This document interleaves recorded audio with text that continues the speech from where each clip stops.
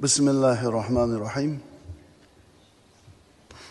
إن الحمد لله نحمده ونستعينه ونستغفره ونعوذ بالله من شرور أنفسنا ومن سيئات أعمالنا من يهده الله فلا مضل له ومن يضلله فلا هادي له ونشهد أن لا إله إلا الله وحده لا شريك له ونشهد أن محمدا عبده ورسوله أما بعد السلام عليكم ورحمة الله تعالى وبركاته بسم الله الرحمن الرحيم Qarz haqidagi darsimizning ikkinchi qismi. Odamlar bir-biri bilan muomala qilar ekan, xohlasin, xohlamasin biriga qarz beradi, biridan qarz oladi. Uy solaman deb qarz bo'lgan bo'ladi, unga yordam beriladi. Iqtisodiy o'sishlik uchun qarz olinadi. Xullas, qarz bor narsa. Qiyomatgacha bu yo'q bo'lib ketmaydi. Lekin shariat mana shu qarz ishini tartibga keltirishlikni xohlaydi, toki musulmonlar mana shu bilib bilmasdan noto'g'ri ishlarni qilib qarz ustida musibatga kirishmasin. Bir tomondan muhtoj odamga qarz berishlik savobli ish ekanligini shariat ta'kidlaydi va qo'lida bor odam undan biroq qarz so'rab kelsa, berishlikka targ'ib qiladi va mana shu ish uchun katta ajr borligini aytadi. Ikkinchi tomondan qarzdor odamga uni mas'uliyatini, yelkasidagi javobgarligini eslatadi, ta'kidlaydi. Payg'ambar sollallohu alayhi vasallam aytadilar, Ibn Majah rivoyati: "Ma min muslimin yuqridu musliman qardan marratayni illa kana ka sadaqatiha marratan." Bir musulmon boshqa musulmonga ikki marta qarz bersa, bu bir marta sadaqa qilganga o'xshaydi. Qarzni berdingiz, pulingiz qaytib keladi yana o'zingizga. Lekin ana shu pulni sadaqa qilgandek bo'lasiz. Bundan kelib chiqadiki, qarz berayotgan odamga shuncha ajr bor. Shuning uchun shariat bir odam muhtoj bo'lib kelgan paytda qo'lida bor odam qarz bergin, shunga yordam bergin, o'zingga yaxshi bo'ladi deb qarz berishiga nima qiladi? Targ'ib qiladi. Sufyon as-Savri aytadi, sadaqa berishimdan ko'ra birovga qarz berishi menga mahbubroq. Chunki sadaqa deydi, muhtoj bo'lmaganlarga ham berilishi mumkin, ammo qarzni faqat muhtoj odam oladi. To'g'ri-da, bir mahallaga olib borib bir ehsoningiz bor, tarqatyapsiz. Unmidi, shakarmidi, yog'midi? Unga muhtoj odam ham oladi, uni muhtoj bo'lmagan odam ham olaveradi. Ehsonda u. Ammo qarzni esa faqat muhtoj odam so'raydi. Shuning uchun birodarlar, qarz berishlik savobli ish. Odamlarga qarz berishlikka dinimiz targ'ib qiladi va qarz olgan odamning mas'uliyatini ham eslatadi.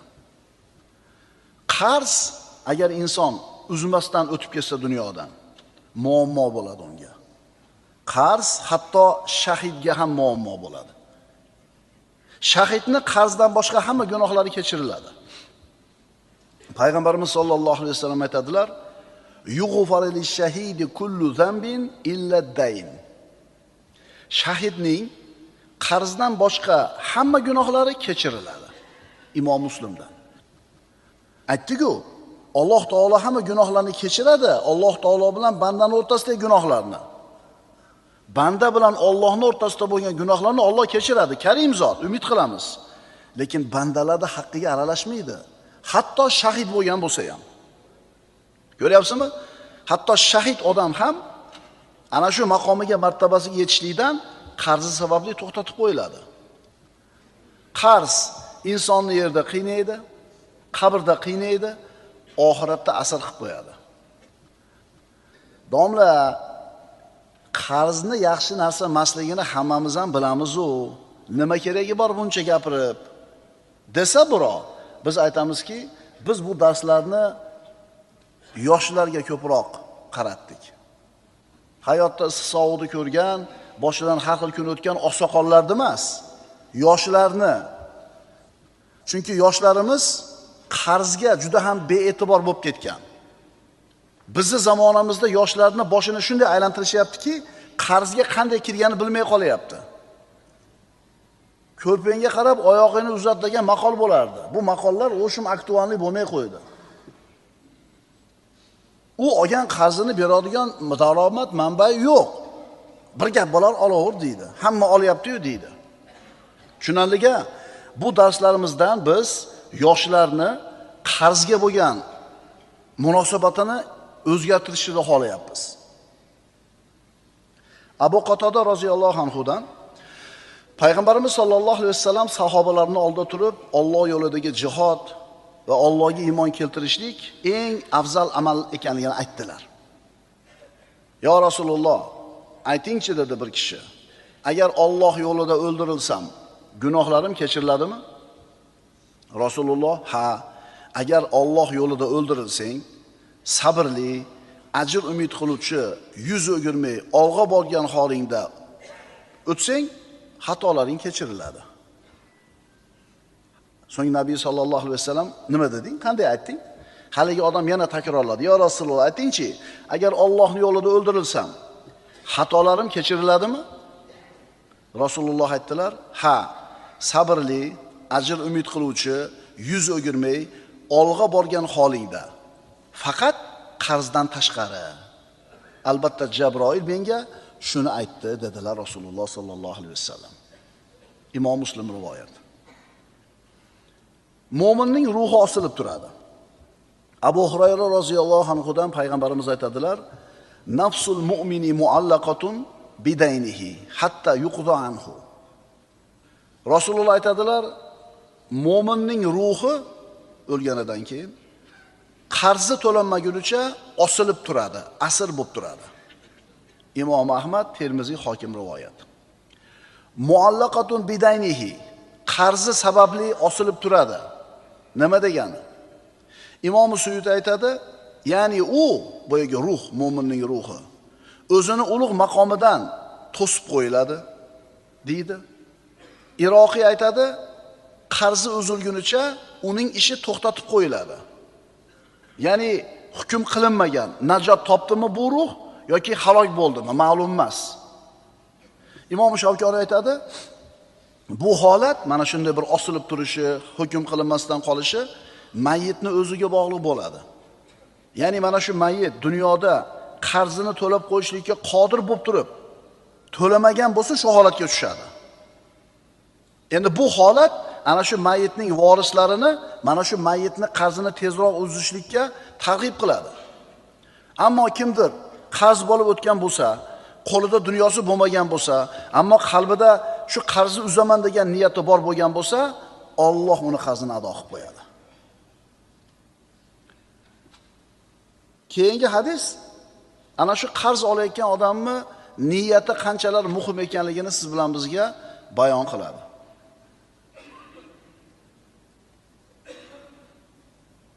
Man akhadha amwalan nasi yuridu adaaha addallohu anhu. Rasululloh aytadilar, kim odamlarning molini olsa, qaytarish niyati bilan Alloh unga yordam berib, uni qarzini ado qiladi. Va man akhadhaha yuridu itlafaha atlafahulloh. Endi kim odamlarning molini olsa, nobud qilishlik niyatida, qaytarmaslik niyatida, Alloh uni talofatga uchratadi, uni nobud qiladi. Ma'qulmi? O'zi asli qarz olishdan ehtiyot bo'lish kerak. Imom Tabaroniy Abu Umomadan marfu holatda rivoyat qildi.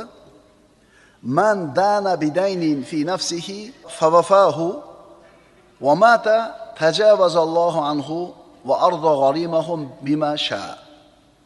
Kim qarz olib, uni qaytarish niyatida bo'lsa va qarzini ado qila olmasdan vafot etsa, Alloh uni avf qiladi va haqdorlarni o'zi bilgan narsa bilan rozi qilib qo'yadi. Olayotganda uzaman degan niyatda oldi, harakat qilib yurib o'lib qoldi. Alloh taolo haqdorlarni o'zi rozi qilib qo'yadi, deyapti. Davomini o'qiymiz. Endi kim qarz olib, qaytarish niyatida bo'lmasa va shu holda vafot etsa, qiyomat kuni Alloh haqdorga uni haqqini undirib beradi. Tushunyapsizmi? Inson qarz bilan o'ladigan bo'lsa, mana shu insuruh, mana shu ruh yetish kerak bo'lgan maqomdan, manzilatdan to'silib turadi.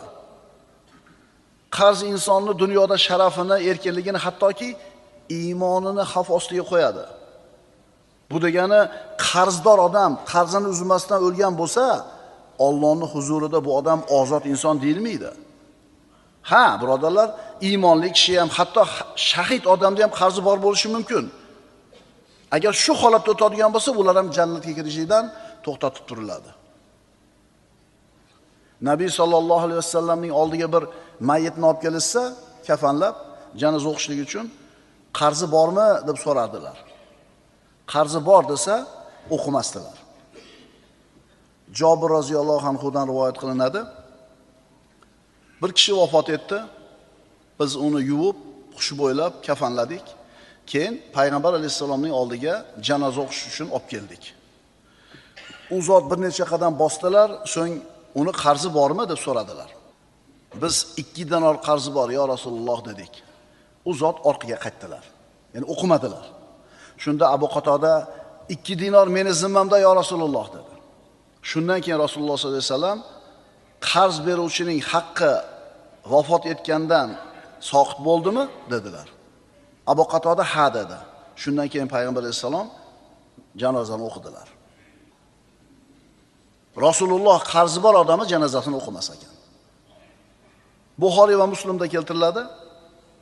Rasululloh sallallohu alayhi vasallamga qarzdor holda o'lgan odam olib kelinsa, aytardilar-ki, bu mayitni qarzini to'lashga biror narsasi bormi?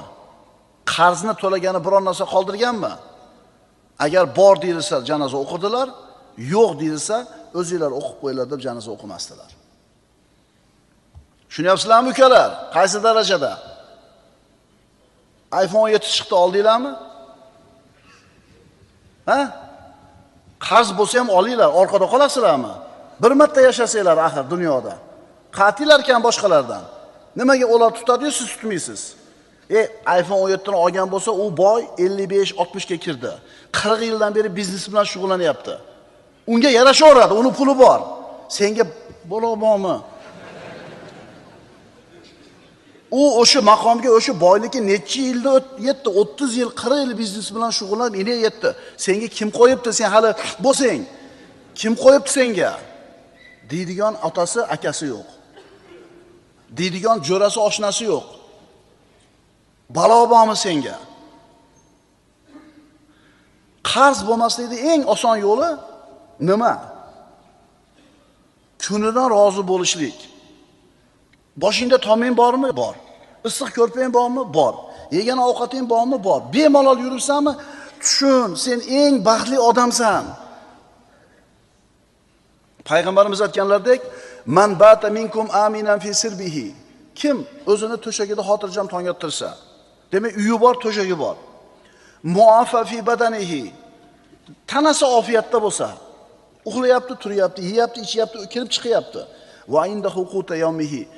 O'sha kunga yetadigan taomi bo'lsa, eng baxtli odam shu deb payg'ambarimiz beryaptilar baxt formulasini. Sen kimlarning formulasiga erishyapsan? Qarzdorlikdan omon bo'lishning yo'li hammamiz bilgan qanoat va sabr.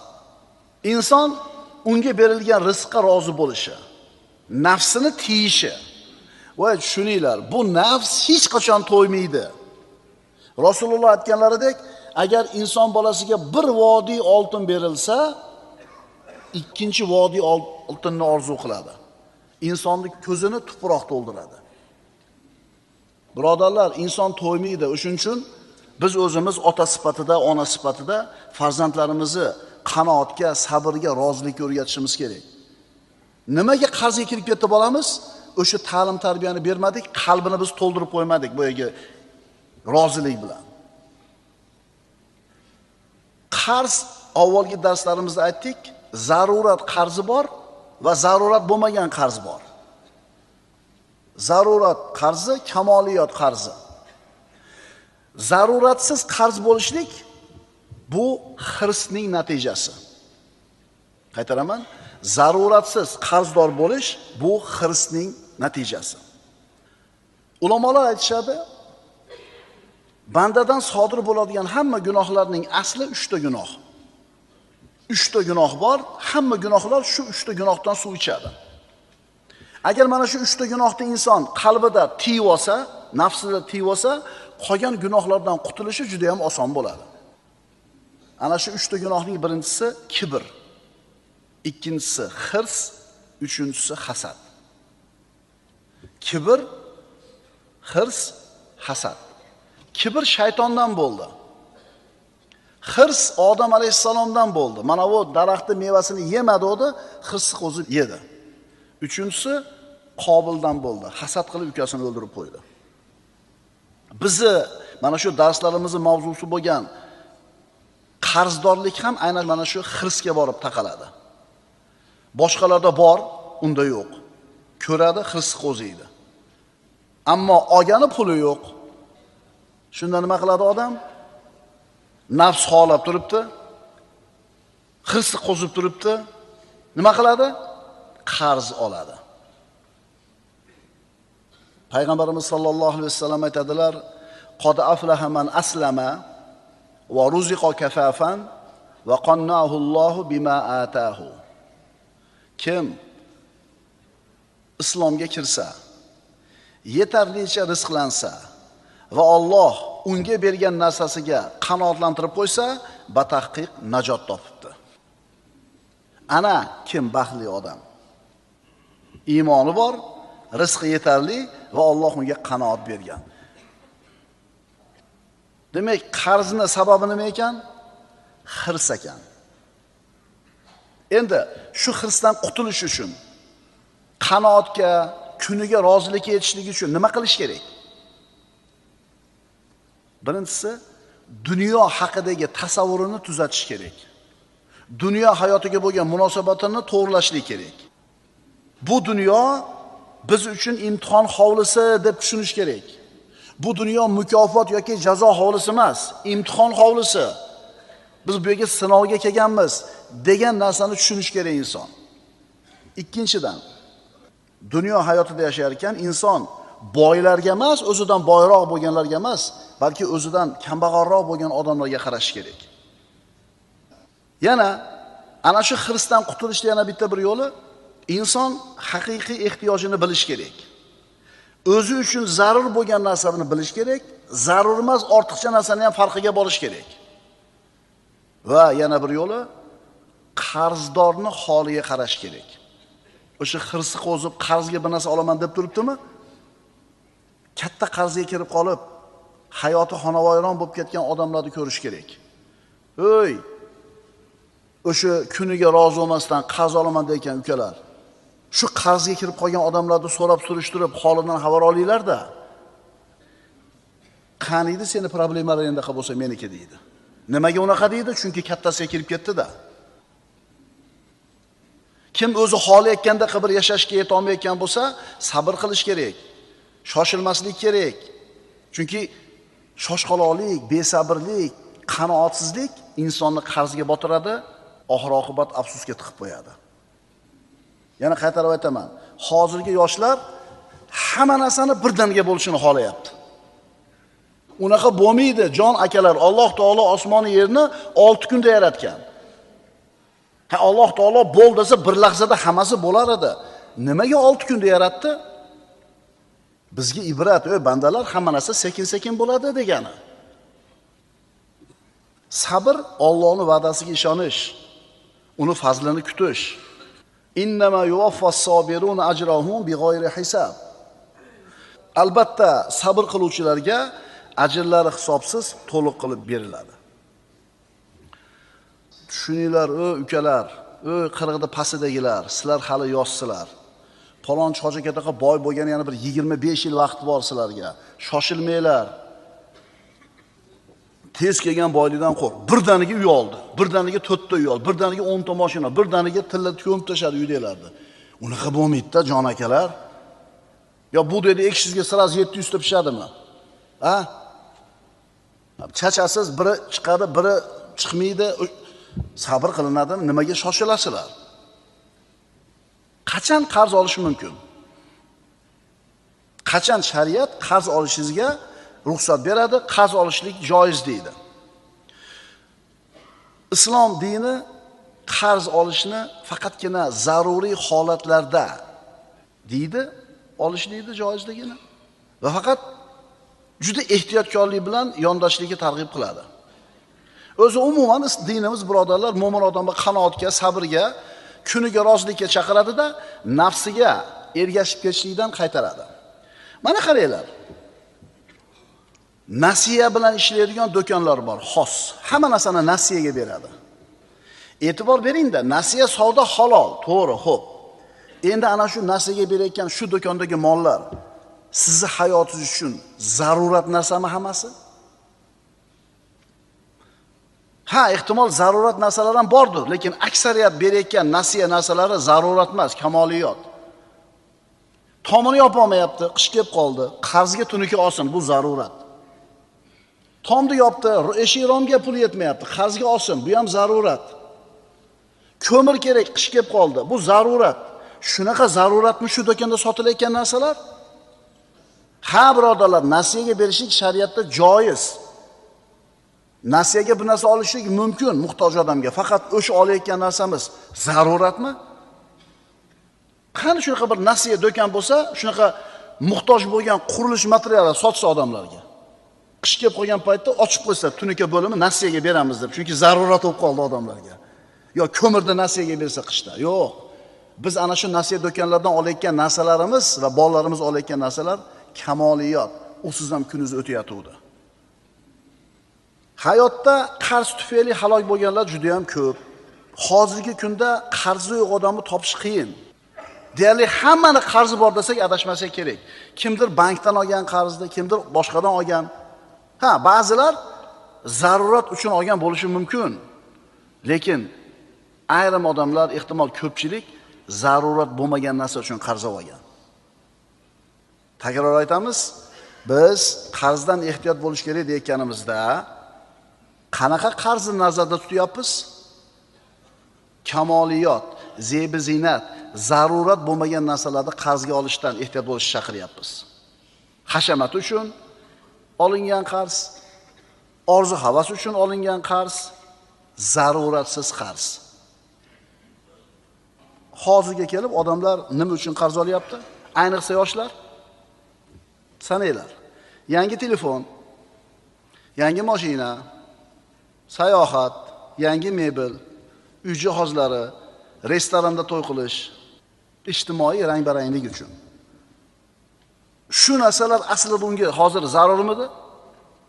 Ana shu qarzni olishdan avval shu savolni berishimiz kerak. Shu olmoqchi bo'layotgan narsam, nasiyaga, qarzga menga hozir zarurmi? Yo'q, bu savolni olayotganda bermaydi. Qachon beradi bu savolni? Ish xolta bo'lgandan keyin. Qarzga botib, to'lolmay, uyqusi qochib, haqdorlar tinchitmasdan jonidan to'ylagandan keyin aytadiki, menga kerakmidi shu narsa deydi. Shuning uchun qarz olishni rejalashtirib turgan ukam, shu savolni o'zingga ber. Muammolarga kirmay turib, uyini sotishga majbur bo'lmay turib, tinchliging, halovating buzilmay turib, el yurt orasida bo'yning egilib qolmasdan turib, pushaymonga botmasdan turib o'zingdan so'ra. Menga shu narsa hozir zarurmi? Shu narsaga muhtojmanmi? Shu narsani olmasam hayotim to'xtab qolmaydimi? Arzimagan 3 kunlik dunyo hayotini deb turib, oxiratda boy berib qo'ymaslik kerak. Esimizdan chiqmasin. Hatto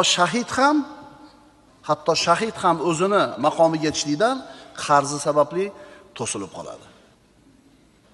Alloh azza va jalla mana shunday bir zaruratsiz qarz olishlikdan Alloh o'zi bir panoh bersin. Kunimizga rozi bo'lib, sabr qanoat qilib yashashlikka tavfiq bergan bo'lsin. Aqulu qawli hada va astagfirulloh li va lakum. Innalloha va malaikatahu yusalluna alan nabiy ya ayyuhallazina amanu sallu alayhi va sallimu taslima. Vassalomu alaykum va rahmatullohi va barakatuh.